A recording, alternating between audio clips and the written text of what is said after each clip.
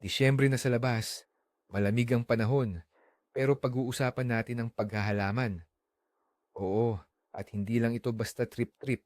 Sa tahimik at payapang oras na ito, dito inihahanda ang pundasyon para sa perpekto at masaganang animo sa 2026. Karamihan sa mga hardinero, ipinagpapaliban ang pagpaplano hanggang tagsibol at nagkakamali ng malaki. Nagiging stress at pahirap tuloy ang paborito nilang libangan na may hindi siguradong resulta. Sa video na ito, bibigyan ko kayo ng kumpleto at step-by-step na plano kung paano ninyo sisimulan ang inyong dream garden ngayong Disyembre. Tatalakayin natin ang lahat mula sa henyo at simpleng crop rotation sa smart layout ng mga kamang taniman hanggang sa pagpili ng pinakamahusay at subok na uri ng binhi. Panoorin nyo ito hanggang dulo at malalaman ninyo kung bakit ang pagpaplano tuwing Disyembre ang sikretong armas ng pinakamatagumpay na hardinero. Ikaw, naisip mo na ba kung ano ang itatanim mo sa susunod na taon or feeling mo masyado pang maaga? Bakit Disyembre talaga? Bakit hindi Marso o Abril kung kailan gusto nang gumalaw ng kamay mo para magtanim? Simple lang ang sagot. Pagdating ng tagsibol, wala ka ng oras para mag-isip. Tagsibol ang panahon ng pagkilos. Kailangang magsimulang magtanim ng seedlings, maghanda ng mga kamang taniman, at labanan ang mga unang damo. Anumang pagkaantala o pagkakamali sa pagpaplano sa tagsibol, malaki ang magiging epekto. Pero ang Disyembre, ito ang panahon para sa diskarte, strategy. May pagkakataon kang pag-aralan ang nakaraang season nang walang pagmamadali. Tingnan ang mga katalogo ng binhi, gumuhit ng mga layout, at isipin ang bawat detalye. Ang pagpaplano sa mga buwan na ito ay parang trabaho ng isang arkitekto bago magtayo ng bahay. Gumagawa ka ng detalyadong blueprint para pagdating ng tagsibol, madali at sigurado kang maitatayo ang iyong paraiso ng ani. Ito ang diskarte na nagpapalit sa gulo, chaos, sa isang sistema at ang mabigat na trabaho ay nagiging kasiyahan. Maiiwasan mo rin ang impulsive buying ng mga binhi na hindi mo naman kailangan at ang padalos-dalos na pagtatanim na humahantong lang sa disappointment. Kaya, magtimpla na tayo ng mainit at mabangong tsaa. Kunin ang ating notebook at simulan na nating gawin ang kinabukasan ng ating hardin. Ngayon na, kaya, ang una at pinakamahalagang hakbang ay ang tapat na pagbusisi sa nakaraang panahon ng pagtatanim. Kunin ang inyong gardening journal kung meron man kayo o subukang sariwain ang mga nangyari noong taong 2025. Ano ang mga nagawa ninyong mahusay? Anong klase ng kamatis ang namunga ng sobra-sobra at sadyang masarap? Saan tumubo ang mga pipino na parang mabilis na sinabugan ng milagro? Siguraduhing isulat ang mga tagumpay na ito. Ito ang inyong golden fund, ang inyong mga nasubok ng solusyon na maaasahan ninyo. Ngunit, mas mahalaga pa rito, pag-aralan ang mga kabiguan. Bakit hindi sumibol ang mga buto ng karot? Baka masyadong siksik ang lupa o luma na ang buto. Bakit tinamaan ng tagulamin o phytophthora ang mga kamatis noong Agosto? Siguro masyadong siksikan ang inyong tanim or kulang sa preventive treatment. Maging lubusang tapat sa sarili. Huwag isisi sa masamang panahon o sa inyong kapitbahay ang problema. Ang bawat kabiguan ay isang aral na hindi matutumbasan ng halaga. Isulat ang lahat ng problemang hinarap ninyo, mga peste, sakit, mga klase ng halaman na hindi umubra o maling pwesto ng inyong garden bed. Ang listahang ito ang magiging roadmap ninyo sa pagwawasto ng mga pagkakamali sa darating na panahon ng pagtatanim. Ang susunod na hakbang matapos ang analisa ay ang pagtatakda ng mga layunin para sa bagong taon, ang 2026, 2026. Ano ba talaga ang gusto mong makuha mula sa iyong halamanan o hardin? Ang sagot dito ang magdidikta ng iyong magiging diskarte. Siguro ang pangunahin mong layunin ay bigyan ang pamilya mo ng sariwang gulay at halaman mula Mayo hanggang Oktubre. Kung ganoon, kailangan mong itutok ang iyong diskarte sa tinatawag na green conveyor belt, yung mga mabilis anihin na uri at paulit-ulit na pagtatanim. O baka naman mahilig ka sa pagpepreserba at pangarap mo na punuin ang mga estante ng iyong bodega ng iba't ibang dilatang gulay at sarsa tulad ng inatsarang pipino, lecho at tomato juice. Kung ganoon, dapat mong unahin ang mga espesyal na klase ng halaman na para talaga sa pagpepreserba. Yung mga nagbibigay ng marami at sabay-sabay na ani. O siguro naman, isa kang eksperimentalista at gusto mong magtanim ng mga kakaibang kultura, yung mga halaman na may kakaibang kulay at hugis. Kung ganoon, kailangan mong maglaan ng espasyo para sa mga bago at nakakaintrigang halaman. Isulat mo ang iyong mga layunin ng napakakongkreto. Halimbawa, gusto kong makaani ng 50 fefa kilo ng patatas, mag-freeze ng 5 kilo ng bell pepper at magpalaki ng isang pakwan. Ang malinaw na layunin ay makakatulong sa iyo na bumuo ng pinakamagandang listahan ng mga tanim at hindi masayang ang oras sa mga bagay na hindi naman kailangan. Bago pa man kayo dumiretso sa tindahan para bumili ng mga bagong pakete ng buto, silipin muna natin kung ano na ba ang meron tayo. Kunin ang inyong pinakaiingatang kahon ng buto at gawin ang kumpletong imbentaryo. Ayusin ang mga pakete ayon sa uri ng halaman o crop. Tignan ng mabuti ang expiration date ng bawat isa. Iba-iba ang buhay ng buto. Halimbawa, may mga butong mabilis mawalan ng bisa o viability pagkalipas lang ng 1 o 2 taon. Pero ang mga pipino, kalabasa at kamatis ay pwedeng tumubo pa rin kahit 5 taon hanggang 7 taon na ang nakalipas. Gumawa ng listahan ng mga buto na marami pa kayo at may mahaba pang bisa. Sa tabi nito, gumawa ng pangalawang listahan. Ito naman ang mga kailangan ninyong bilhin. Maiiwasan nito ang labis na gastos at ang pagbili ng mga parehong uri or variety na meron na pala kayo. Samantala, i-check na rin natin ang inyong gardening tools. Ang pala, rake, pruners, at watering cans. Nasa maayos pa ba silang kondisyon? Baka may kailangan ng ayusin o patalasin? Huwag ding kalimutan ang mga pantakip, arko para sa greenhouse, at mga suporta para sa inyong mga halaman. Ang paggawa ng kumpletong listahan ng inyong gusto at kailangan, ngayon pa lang ay magbibigay sa inyo ng sapat na oras upang mamili ng mahinahon, ng walang pagmamadali at mabili ang lahat ng gamit sa mga sale o diskwento. Makatipid man ito sa pera at sa inyong kaba.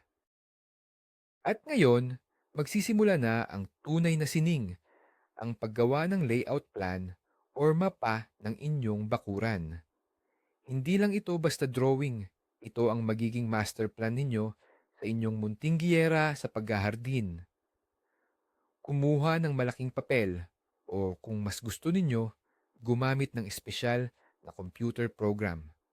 I-drawing ang buong outline ng inyong lupa at siguraduhin na ito ay nasa tamang sukat o scale. Huwag kalimutang markahan ang lahat ng permanenteng istruktura, ang bahay, bodega, greenhouse, pati na rin ang compost pile, mga puno at mga palumpong. Pero ang pinakaimportante, tukuyin ninyo ang direksyon ng hilaga, silangan, kanluran at timog. Sobrang kritikal ito para sa tamang paglalagay ng inyong mga tanim.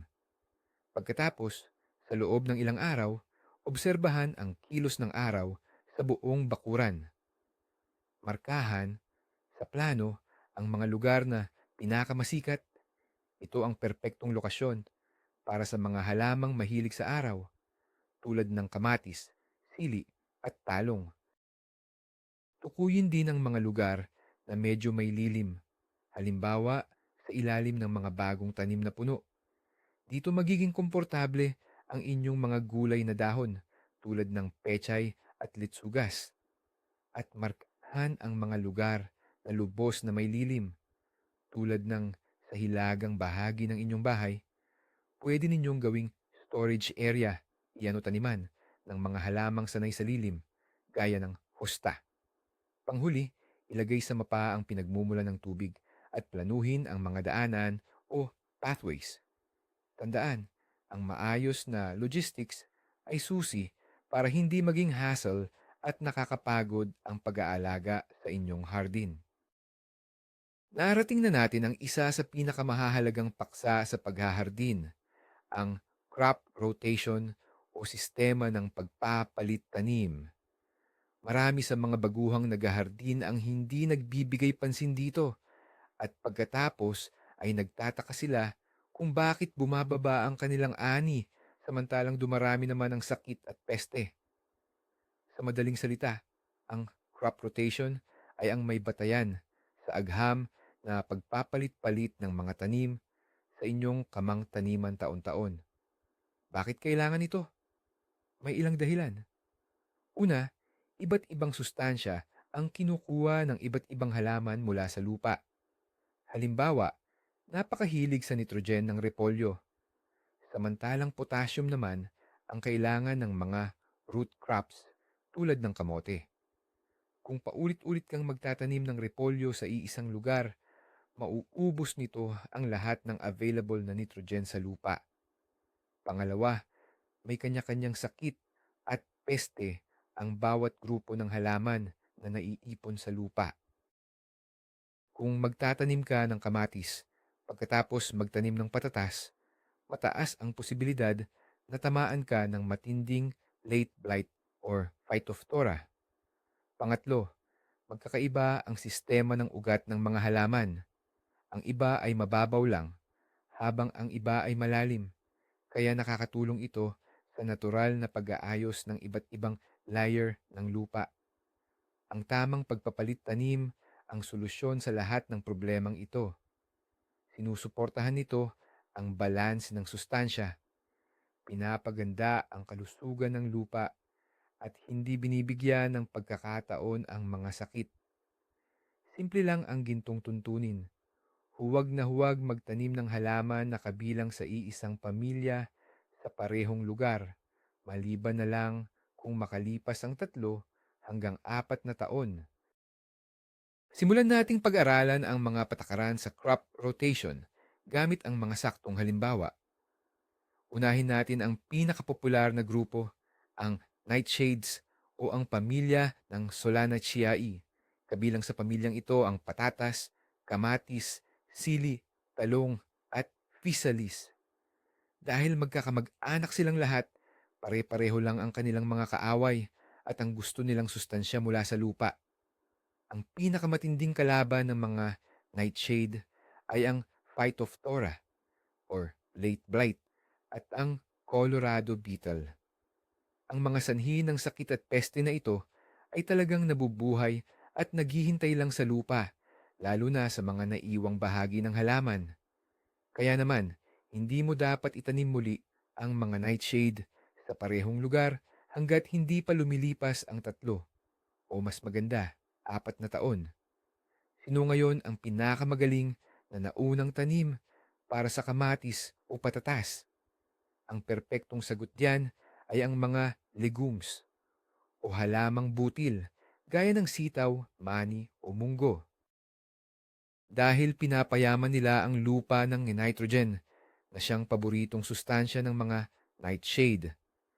Bukod pa riyan, maganda ring isunod sa mga squash family gaya ng pipino at kalabasa, mga cabbage family, lahat ng uri ng repolyo at labanos, at mga root crops tulad ng karot at beets. Ngunit may isa talagang Hindi pwedeng pagtaniman ulit ng nightshade at iyan ay ang pagtatanim pagkatapos ng kapwa nightshade. Ang pagtatanim ng kamatis agad-agad pagkatapos ng patatas ay halos siguradong magdadala ng phytophthora sa buong taniman mo. Tandaan mo lang ang simpleng patakaran na ito at siguradong malaki ang mababawas sa panganib na masira ang iyong ani. Ang susunod na mahalagang grupo ng pananim sa ating hardin ay ang tinatawag nating mga cruciferous o ang pamilya ng repolyo. Sakop nito ang napakaraming uri ng gulay. Lahat ng klase ng repolyo, kabilang ang white cabbage, cauliflower, broccoli at kohlrabi, pati na rin ang labanos, radish, daikon, singkamas, at maging ang dahon ng mustasa. Ang pangunahing kalaban ng pamilyang ito ay ang sakit na clubroot o kiila.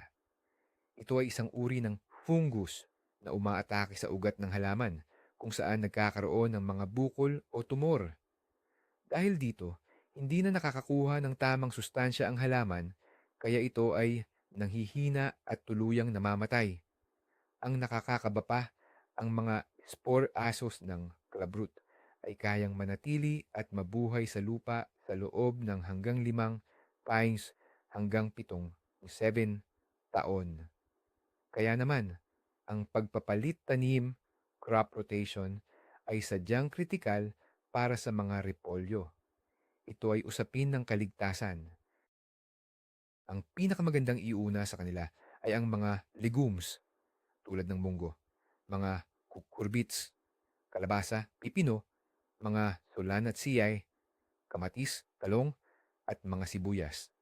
Ang mga halamang ito ay nagiiwan ng lupa na maluwag at mayaman sa organikong bagay.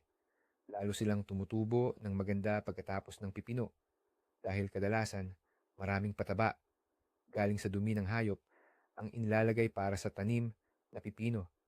Samantala, bukod sa pag-uulit mismo ng repolyo, masamang iuna sa kanila ang beets at rapeseed, mustasa, lalo na kung may tanim nito sa malapit dahil nagdadala din sila ng parehong sakit. At isa pang mahalagang punto, ang mga halaman sa pamilya ng repolyo ay malakas kumain o masinsin sa nutrisyon, kaya malaki ang nababawas sa sustansya ng lupa. Kaya ang perpektong itatanim pagkatapos nila ay ang mga hindi masyadong mapili sa pagkaing lupa tulad ng mga root crops, gulay na ugat. Dumako na tayo sa pamilya ng mga kalabasa o tinatawag na cucurbits. Kabilang dito ang paborito nating pipino, zucchini, iba't ibang uri ng kalabasa, at syempre, ang pakwan at melon. Kilalang mahilig sa init ang mga halamang ito, kaya kailangan nila ng matabang lupa na sagana sa organikong material. Talagang maganda ang tubo nila kapag nilagyan ng compost at pinabulok na pataba o humus. Kaya naman, ang mga kamang taniman para sa cucurbits ay madalas inihahanda ng maaga pa kung saan inilalagay ang mga nalalabi ng halaman para makabuo ng tinatawag na warm beds o mainit na kama. Ngayon, sino naman ang magiging pinakamagandang kasama nila pagdating sa crop rotation o pagpapalit ng pananim? Magiging mahusay na sinundan or predecessor ng pipino at zucchini ang mga halamang kabilang sa pamilya ng repolyo, mga legumes, sibuyas, bawang at mga root crops. Lalong gumaganda ang tubo nila kung itinanim pagkatapos ng maagang patatas o ng chicharo, peas. Pero tandaan, huwag ibabalik ang mga kukurbits sa dating lugar ng taniman nang hindi lalampas sa 3 hanggang 4 na taon. May sarili kasi silang mga tiyak na sakit tulad ng powdery mildew or pulbos na amag at anthracnose na ang mga spores ay naiipon sa lupa. Ang mga cucurbits mismo ay mabuting predecessor para sa halos lahat ng iba pang pananim dahil iniiwan nilang malinis sa damo at maluwag ang lupa pagkatapos nilang anihin. Pagkatapos nila, pwede nang itanim, halos lahat ng uri ng halaman, maliban lang siyempre sa sarili nilang mga kamag-anak. Ngayon, pag-usapan naman natin ang mga tunay na kampiyon pagdating sa pagpapaganda ng lupa, ang mga legumbre o halamang butil. Kasama sa grupong ito ang mga gisantes, sitaw, parehong bush type at palong, patani at garbanzos. Ang kakaiba sa mga halamang ito ay ang kakayahan nilang makipag-ugnayan o makipag-symbiosis sa tinatawag na nodule bacteria. Ang maliliit na katulong na ito ay tumitira sa ugat ng mga legumbre. Ang galing nila dahil kaya nilang sumisipsip ng nitrogen direkta mula sa hangin at iimbak ito sa lupa. Sa madaling salita, ang mga legumbre ay isang living factory na gumagawa ng libre at pinaka-eco-friendly na nitrogen fertilizer. Kaya naman, itinuturing silang pinakamahusay na ipanguna predecessor para sa halos lahat ng tanim sa hardin, lalo na doon sa mga gutom sa nitrogen gaya ng repolyo, mga gulay na nightshade tulad ng kamatis at talong at mga kalabasa.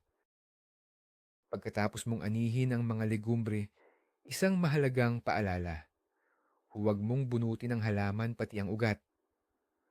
Putulin mo lang ang bahagi na nasa ibabaw ng lupa at iwanan ang ugat sa ilalim. Sa ganitong paraan, ang lahat ng nitrogen na naimbak, ang kanilang yaman, ay mananatili sa lupa para sa susunod mong itatanim. Hindi naman masyadong pihikan ang mga legumbre, pero mas lalago sila kung itatanim mo pagkatapos ng mga root crops, repolyo o kalabasa. Pero huwag na huwag silang itatanim pagkatapos ng kapwa nila legumbre dahil sa posibleng pagdami ng mga partikular na peste tulad ng pia weevil or kulisap ng gisantes. Pag-aralan naman natin ang dalawa pang napakahalagang grupo ng mga pananim, ang mga gulay na ugat o root crops at ang mga gulay na bumbilya o alliums. Sa mga gulay na ugat, kabilang dyan ang karot, beetroot, root parsley, at parsnip. Sa mga gulay na bumbilya naman, kasama rito ang karaniwang sibuyas, bawang, leeks, at shallots. Mayroon silang isang pagkakatulad. Hindi sila mahilig sa sariwang organikong pataba, lalo na ang dumi ng hayop. Kung gagamitan mo kasi ng sariwang dumi, manure, ang taniman ng karot, lalaki itong pangit, magulo ang hugis, at parang sungay-sungay. Kaya mas maganda kung itatanim sila sa pangalawa or pangatlong taon na matapos ilagay ang organikong pataba. Halimbawa, pagkatapos magtanim ng pipino o repolyo. Magagaling din na sinundan ng mga ito ang mga legumbre, beans, peas, mga nightshades tulad ng kamatis at talong, at mga gulay na dahon, leafy greens. Ang mga gulay na ugat, lalo na ang karot at parsnip, ay may mahabang ugat na nakakapagpahangin, aerates, at nagpapalambot sa malalalim na bahagi ng lupa. Dahil dito, inihahanda nito ang lupa para sa susunod na tanim. Samantala, ang mga gulay na bumbilya ay naglalabas ng mga phytoncides. Ito ay mga chemical na naglilinis at nagdidisinfect sa lupa. Kaya naman, isa sila sa magagaling na sinundan ng maraming halaman. Pero, may sarili din silang kalaban tulad ng onion fly o langaw ng sibuyas, na ang mga uod ay nagbababad at natutulog sa loob ng lupa. Dahil dito, hindi dapat ibalik ang sibuyas at bawang sa parehong lugar hanggang sa lumipas ang 3 o 4 na taon. Ginagawa ito upang maputol ang life cycle o pamumuhay ng pesteng iyon. Parang ang daming alam at nakakalito nitong mga patakaran. 'Di ba? Paano mo ba kasi maaalala kung ano ang dapat itanim pagkatapos ng isa pa? Kaya naman, may simple pero napakatalinong paraan dyan, ang tinatawag na crop rotation table. Gumawa ka ng chart, pwedeng sa papel lang o kaya ay sa computer. Sa mga hanay, ilista mo ang mga numero ng iyong taniman o plot, plot number 1, plot number 2, at iba pa. Sa mga linya naman, ilagay ang mga taon, 2026, 2027, 2028, at 2029. Ngayon, habang nagpaplano ka ng itatanim mo sa darating na season, isulat mo lang sa bawat kahon, sa tapat ng bawat plat, kung anong klasing pananim or pamilya ng pananim ang balak mong ilagay doon. Halimbawa, plat number 1, mga Solanaceous or kamatis. Plat number 2, mga cucurbits or pipino. Pagdating ng susunod na taon, iikot mo lang ang mga pananim. Sa plot 1, kung saan may kamatis ka, pwede kang magtanim ng legumes o mga butong gulay tulad ng sitaw. At sa plot 2 naman, pagkatapos ng pipino, maglagay ka ng mga root crops or ugat gulay. Ang napakasimpleng chart na ito na nakaplano na sa loob ng 4 na taon ang magsisilbing iyong sikretong talaan. Hindi ka na malilito at alam mo na agad kung saan at ano ang eksaktong itatanim.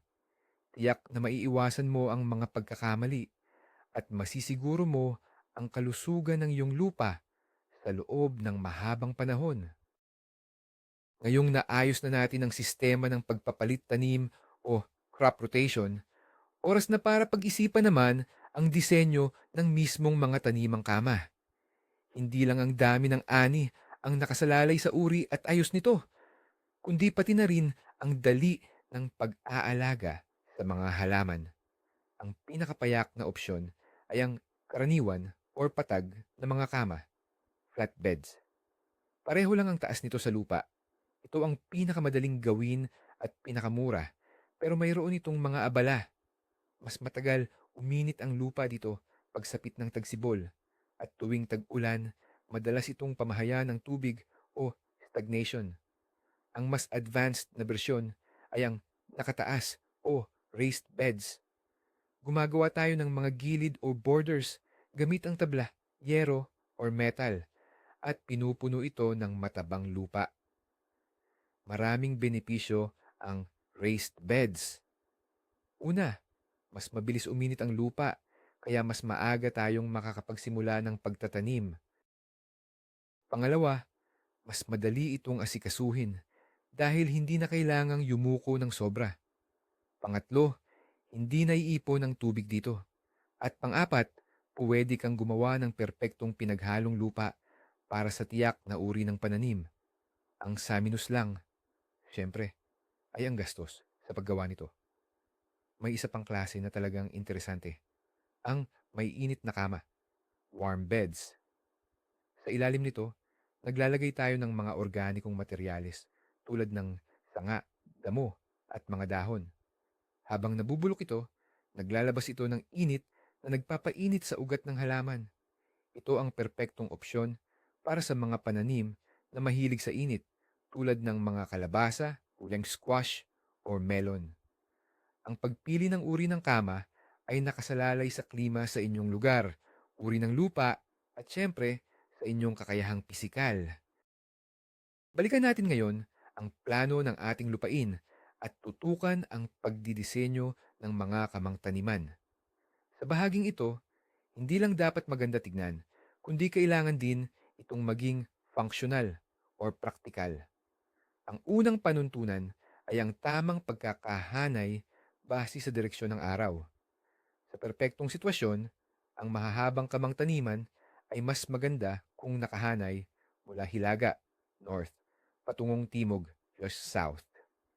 Kapag ganito ang ayos, siguradong pantay ang sikat ng araw sa lahat ng halaman sa buong araw at hindi magsisilungan ang mga ito. Ang pangalawa, ang lapad ng kamang taniman. Huwag nyo itong gawing masyadong malapad. Ang pinakaangkop na lapad ay 70 sentimos, 60 na centimeters, hanggang 1 metro. Dapat madali ninyong maabot ang gitna ng kama mula sa magkabilang gilid nang hindi kayo tumatapak sa mismong lupa. Kapag tumapak kayo sa kama, sinisikip nyo ang lupa, sinisira ang istruktura nito, at pinipigilan nyo ang paghinga ng mga ugat. Pangatlo, ang lapad ng mga daanan o pathways. Huwag kayong magtipid sa espasyo ng daanan. Ang minimum na lapad ng daanan ay 40 hanggang 50 sentimos. Fortatasimbagan 50 metime. Kailangan, komportable kayong makalakad dito. At higit sa lahat, madaling magdaan ng kariton o wheelbarrow. Kung masyadong makitid ang mga daanan, ang pag-aalaga sa inyong taniman ay magiging isang malaking pahirap o parang acrobatic stunt. Importante rin ang materyales na gagamitin nyo sa mga daanan.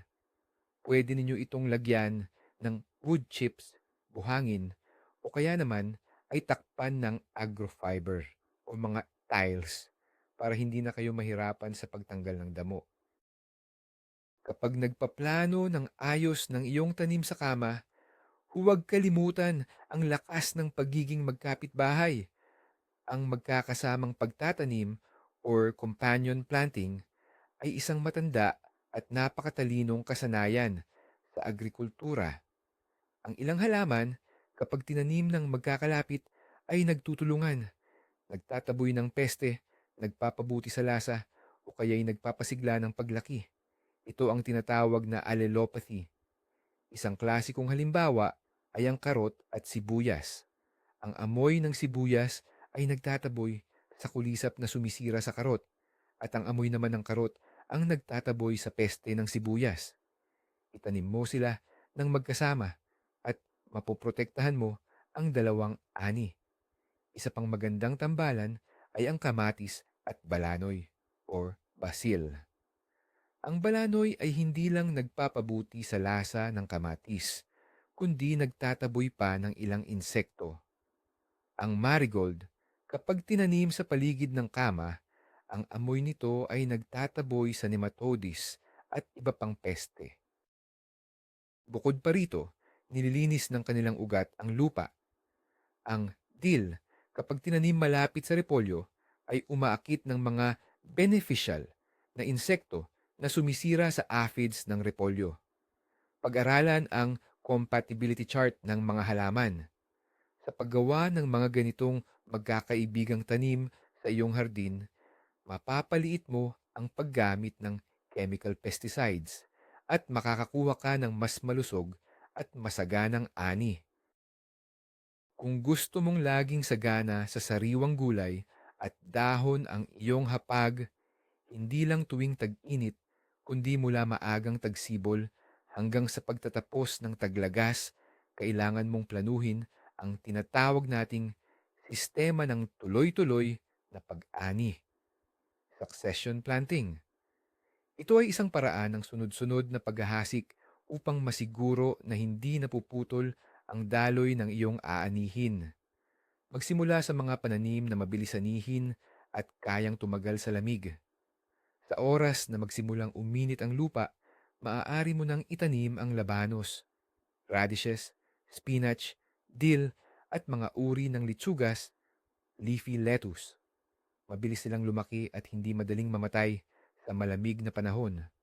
Pagkatapos mong anihin ang mga ito sa pagtatapos ng Mayo o simula ng Hunyo, magkakaroon ka na ng espasyo para itanim naman ang binhi ng mga pananim na mahilig sa init, gaya ng kamatis at sili. Sa kalagitnaan ng tag-init, pagkatapos mong anihin ang iyong maagang patatas o garlic na itinanim noong taglamig, huwag mong hayaang nakatiwangwang ang iyong taniman. Sa mga bakanting espasyo, maaari kang maghasik ulit ng mga quick-growing greens, labanos, daikon, para sa taglagas, o kaya naman ay peking cabbage o pechay, para masiguro na palaging may bago at sariwang dill at litsugas.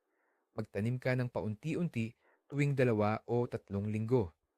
Pag-aralan mo itong sistema ng tuloy-tuloy na pagtatanim at isama ito sa iyong plano. Sa ganitong paraan, magagamit mo ng lubusan ang bawat pulgada ng iyong hardin at mapapahaba mo pa ang panahon ng pag-aani ng ilang buwan. Sa lahat ng pagpaplano, ang pagpili siguro ng iba't ibang uri, varieties, ang pinakamasaya. Kaya simulan natin sa hari ng ating gulayan, ang kamatis. Ngayon, kung pipili tayo ng varieties para sa taong 2026 to 3026, huwag tayong basta-basta magpapadala sa ganda ng litrato. Gamitin natin ang lohika at katinuan. Una sa lahat, alamin muna natin kung saan natin sila itatanim. Sa greenhouse ba or sa open field? Para sa mga greenhouse, mas bagay ang mga high-growing or indeterminate varieties. Ito yung mga uri na pwedeng itrain sa isa o dalawang tangkay at tuloy-tuloy ang ani hanggang dumating ang matinding lamig. Kung sa open field naman, lalo na sa lugar na maiksi lang ang tag-init, mas mapagkakatiwalaan ang mga low-growing o determinate at super determinate varieties. Hindi na kailangan ng masalimuot na pruning at mabilis silang mamunga bago pa man dumating ang phytophthora or anumang sakit sa halaman. Pangalawa, isipin natin kung para saan natin gagamitin ang kamatis. Kung pangsalad, pumili tayo ng matitipid at masasarap na varieties tulad ng bull's heart type.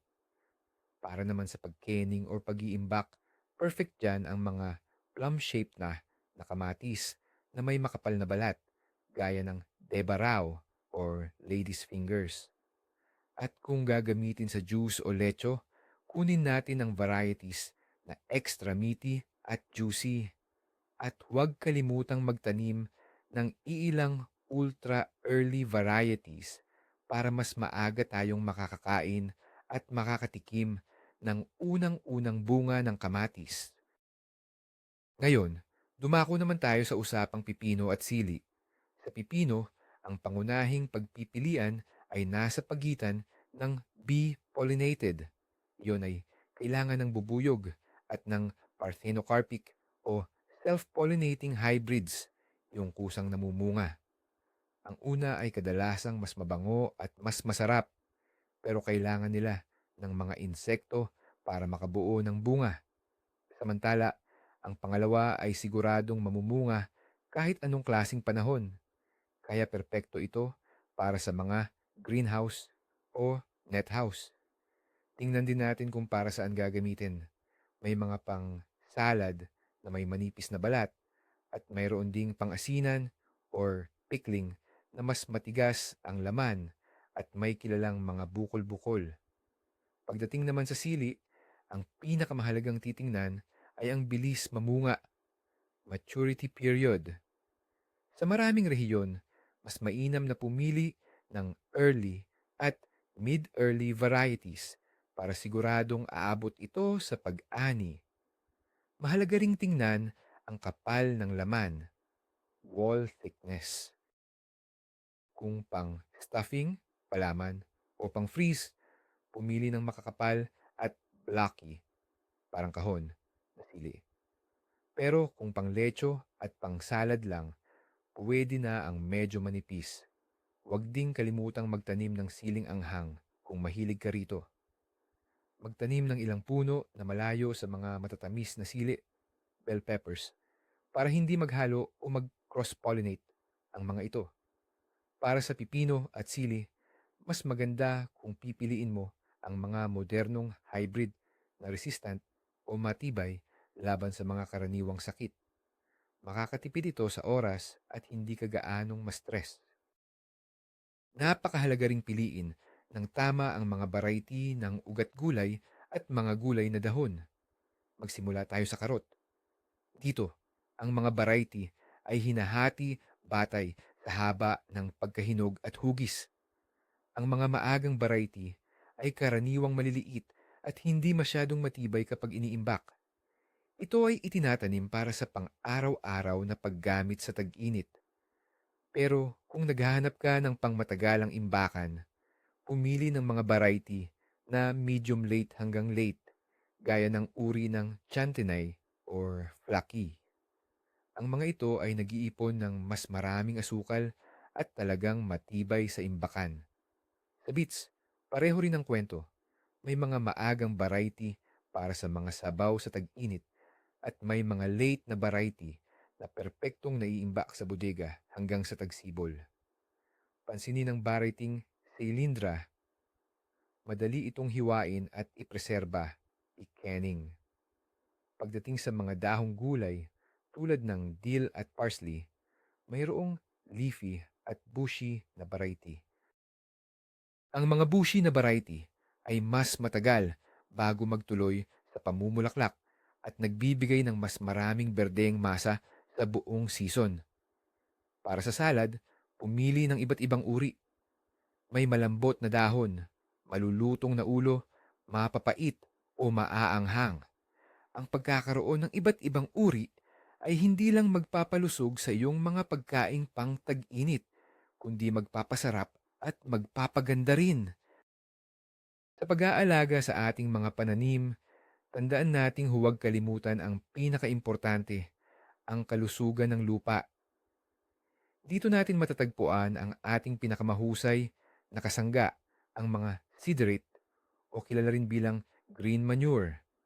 Ang mga ito ay mga halaman na hindi tinatanim para anihin, kundi para mapaganda ang istruktura at pagkamayabong fertility ng lupa.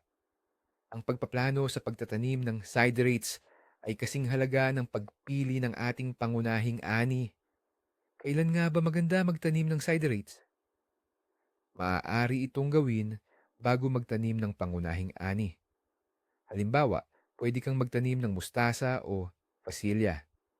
Bago mo ilipat ang iyong mga punla ng kamatis, puputulin mo lang ang mga ito at ihahalo sa lupa. Maaari rin itong itanim tuwing bakante ang lupa pagkatapos anihin ang mga naunang pananim. At syempre, sa pagtatapos ng anihan, pagkatapos na makolekta ang lahat ng nasa hardin. Ang pagtatanim ng rye o mustasa sa huling bahagi ng taon ay poprotekta sa lupa mula sa pagkakalat at pagkahugas, erosion. Pagdating ng susunod na taniman, magkakaroon ka na ng saganang berdeng material na pwedeng ihalo sa lupa. Iba-iba ang gamit ng bawat siderate. Ang mustasa at oilseed radish ay mahusay maglinis at magalis ng sakit sa lupa. Ang mga legume tulad ng vetch at lupine naman ay nagdaragdag ng nitrogen sa lupa. Samantala, ang rye at oats ay nakakatulong magpalambot at magbigay istruktura sa lupa. Isama ang mga siderates sa inyong sistema ng pagpapalit tanim. Ito ang pinakamura at pinakaepektibong paraan upang buhayin at gawing mas masagana ang inyong lupa. Bilang huling hakbang sa ating pagpaplano ngayong Disyembre, kailangan nating bumuo ng detalyadong kalendaryo ng mga gawain. Ito ang inyong sunod-sunod na plano para sa buong darating na panahon na makakatulong upang wala kayong malimutan at magawa ninyo ang lahat sa tamang oras. Hatiin ang inyong papel sa bawat buwan, Enero, Pebrero, Marso, at iba pa hanggang sa susunod na Disyembre. Ngayon, batay sa inyong plano sa halamanan at listahan ng mga tanim, ilista ang mahahalagang gawain para sa bawat buwan. Enero, pagbili ng kulang na binhi, lupa para sa punla, at mga pataba. Pebrero, paghanda ng mga lagayan para sa punla at paghahasik ng sili, talong at mga kamatis na matagal anihin.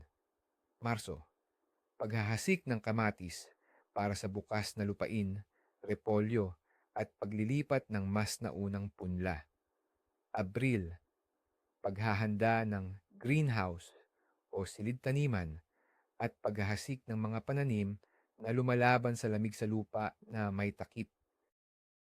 Mayo, paglipat ng punla sa greenhouse at sa bukas na lupa kasama ang pagsugpo sa mga unang damo. Magpapatuloy ito hanggang sa podzimni posev or pagtatanim bago dumating ang taglamig at paghahanda ng hardin para sa taglamig. Ang ganitong uri ng kalendaryo na nakasabit sa isang nakikitang lugar ay magiging maaasahan ninyong katulong.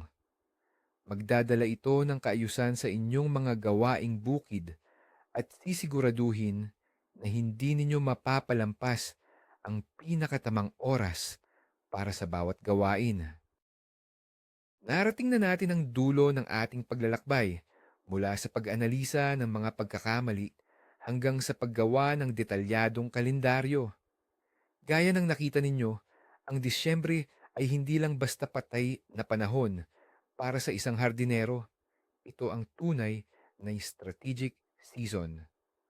Sa oras na ito, nang walang pagmamadali at abala, inihahanda ninyo ang pundasyon ng inyong tagumpay sa hinaharap. Kapag naglaan kayo ng ilang gabi para sa masusing pagpaplano, hindi lang simpleng layout ng taniman ang ginagawa ninyo. Lumilikha kayo ng isang sistema na magtatrabaho para sa inyo sa buong susunod na taon.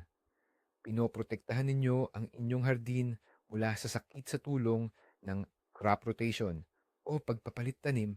Pinapataas ninyo ang ani dahil sa matalinong pag-aayos at pagtatabi ng mga halaman, at nagtitipid pa kayo ng lakas, oras at pera. Pagdating ng tagsibol, hindi na ninyo kailangang magmadali sa mga tindahan, naghahanap ng tamang buto, o magpanik kung saan itatanim ang lahat. Magkakaroon kayo ng malinaw at madaling sundang plano ng aksyon. At iyan, maniwala kayo, ay hindi matutumbasan ang halaga. Ginagawa nitong lugar para sa pagiging malikhain at pagpapahinga ang inyong hardin. At hindi na ito magiging isang labanan para sa ani. Maraming salamat sa panonood ng video na ito hanggang dulo. Sana makatulong ang planong ito sa paglikha ng dream garden ninyo para sa taong 2026 to 2026. Huwag kalimutang mag-subscribe sa channel at mag-iwan ng like kung nakatulong ang impormasyon. Ngayon, may tanong ako sa inyo. Ano ang pinakaimportanteng yugto ng pagpaplano para sa inyo?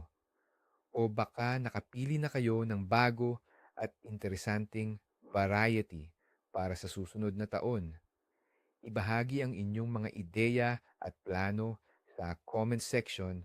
Pag-usapan natin.